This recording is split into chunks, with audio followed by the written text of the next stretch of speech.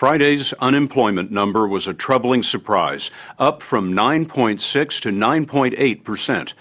The economists who decide such things say the recession ended in 2009, but this is the worst recovery the nation has ever seen. Ben Bernanke is concerned. As chairman of the Federal Reserve, Bernanke has enormous power over the world economy, and he's used that power in ways that the world has never seen. During the panic of 2008, he committed trillions of dollars to rescue the financial system, and the Fed dropped interest rates nearly to zero. Now, in a new move that's become controversial, Bernanke intends to commit another $600 billion to hold down interest rates. Chairmen of the Fed rarely do interviews, but this week, Bernanke feels he has to speak out because he believes his critics may not understand how much trouble the economy is in.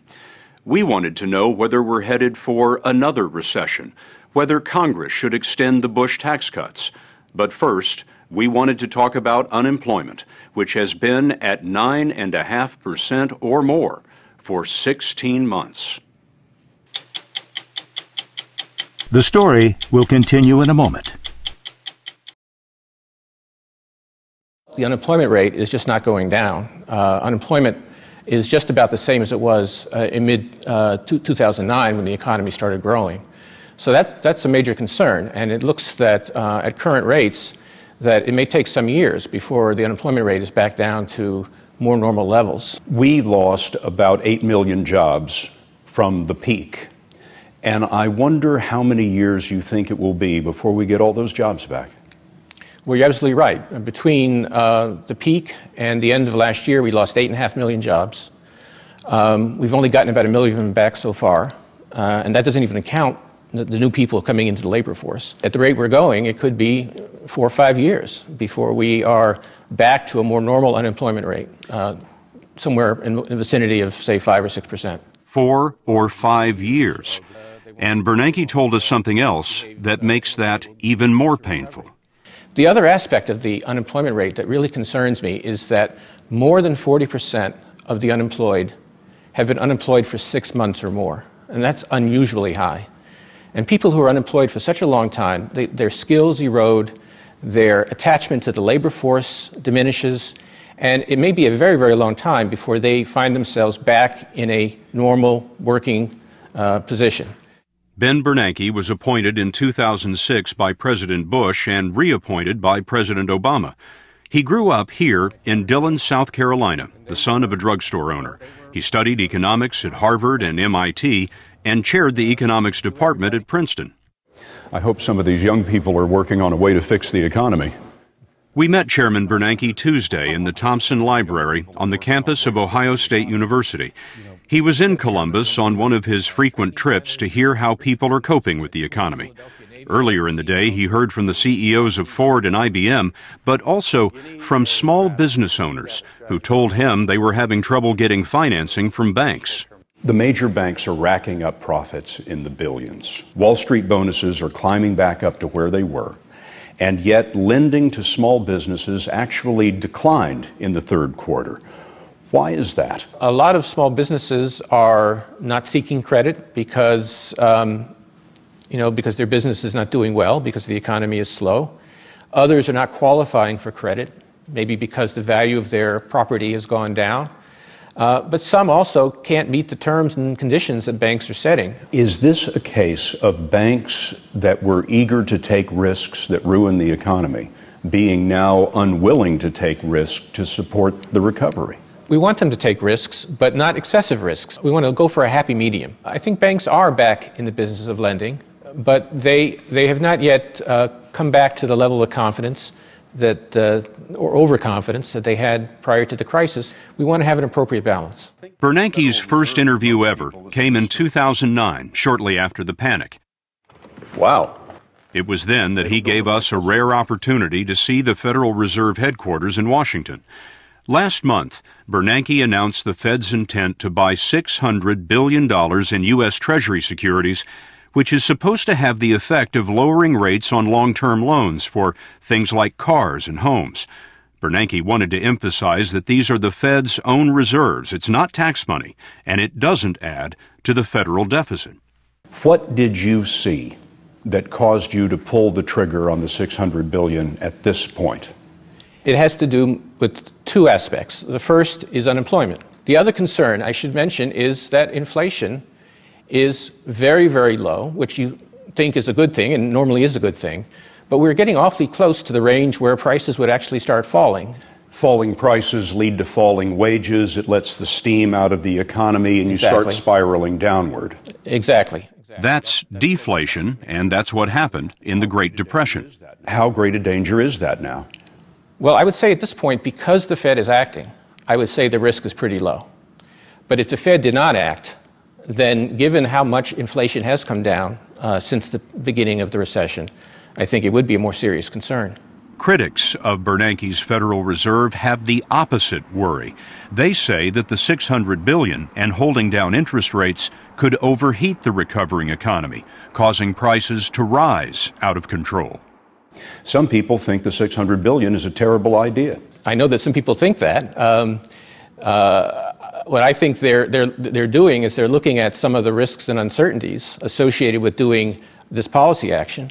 What I think they're not doing is looking at the risk of not acting. Many people believe that could be highly inflationary, that it's a dangerous thing to try. Well, this fear of inflation, I think, is way overstated. We've looked at it very, very carefully. We've analyzed it every which way. One myth that's out there is that what we're doing is printing money. We're not printing money. The amount of currency in circulation is not changing. The money supply is not changing in any significant way. What we're doing is lowering interest rates by buying Treasury securities. And by lowering interest rates, we hope to stimulate the economy to grow faster. So the trick is to find the appropriate moment when to begin to unwind this policy.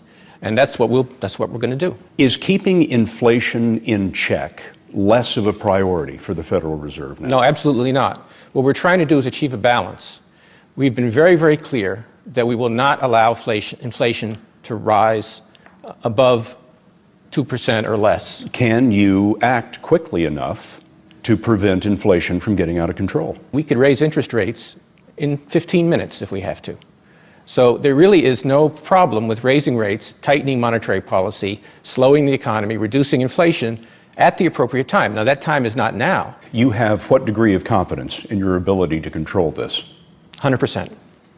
Do you anticipate a scenario in which you would commit to more than $600 billion? Oh, it's certainly possible. And again, it depends on the efficacy of the program. It depends on inflation. And finally, it depends on how the economy looks. How would you rate the likelihood of dipping into recession again?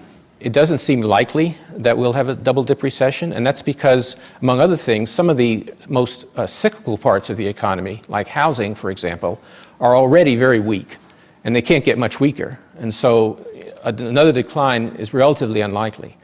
Now, that being said, I think a very high unemployment rate for a protracted period of time, which makes consumers, households less confident, more worried about the future, I think that's the primary source of risk that we might have another slowdown in the economy. You seem to be saying that the recovery that we're experiencing now is not self-sustaining.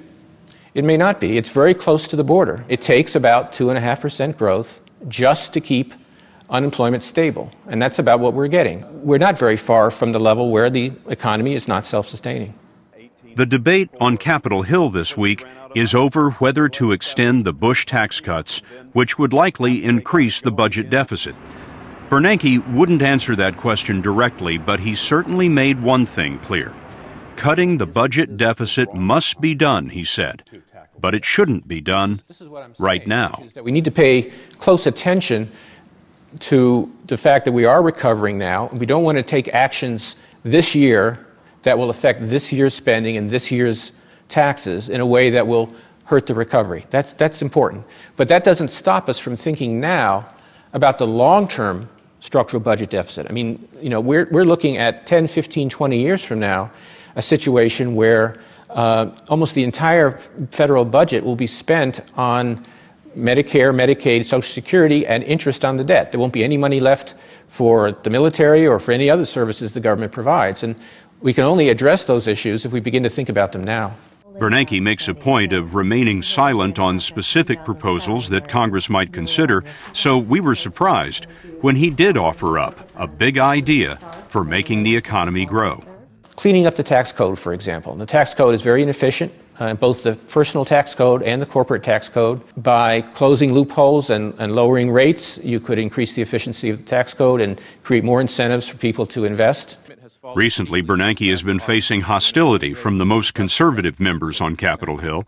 Some are calling for reducing the Fed's role, but Bernanke understands that his job is not a popularity contest. How concerned are you about the calls that you're beginning to hear on Capitol Hill that would curb the Fed's independence? Well, the Fed's independence is critical. The central bank needs to be able to make policy without short-term political concerns in order to do what's best for the economy. We do all of our analysis, we do all of our policy decisions based on what we think the economy needs, not based on when the election is or what political conditions are. Like many economists, Bernanke believes that it was the Federal Reserve itself that was instrumental in causing the Great Depression with its tight-fisted monetary policies. So he did exactly the opposite. In the panic of '08, the Fed put up $3.3 trillion. And just this past week, the Fed revealed who got that emergency help. It turns out there were 21,000 transactions to financial firms including Citigroup, Morgan Stanley, and Goldman Sachs, to major industrial companies including GE, and even to foreign banks, including the Bank of England. Most all of the loans have been paid back, but it was a historic transfusion of cash in a global system that was bleeding to death. We asked Bernanke what would have happened if the Fed hadn't acted. What would unemployment be today? Unemployment would be much, much higher. It might be something like it was in the Depression, 25%. We saw what happened when one or two large financial firms came close to failure or to failure. Imagine if 10 or 12 or 15 firms had failed, which is where we almost were in the fall of 2008. It would have brought down the entire global financial system and would have had enormous implications, very long-lasting implications for the global economy, not just the U.S. economy. But it's also true that the Fed was the regulatory watchdog of the largest banks when crazy lending led the world to crisis.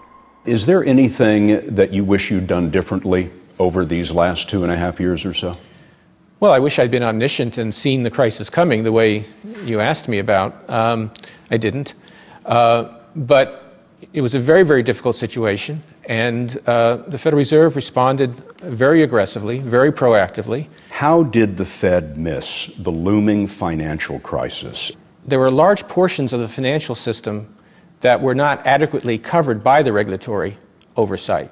So, for example, AIG was not overseen by the Fed. The insurance company. The insurance company that required the bailout was not overseen by the Fed. It didn't really have any real oversight at that time. Neither did Lehman Brothers, the company that failed. Now, I'm not saying the Fed, shouldn't have seen some of these things. One of the things that I most regret is that we weren't strong enough in putting in consumer protections to try to cut down on the subprime lending problem. That was an area where I think we could have done more. The gap between rich and poor in this country has never been greater. In fact, we have the biggest income disparity gap of any industrialized country in the world. And I wonder where you think that's taking America. Well, it's a very bad development. It's creating two societies. And it's based very much, I think, on educational differences.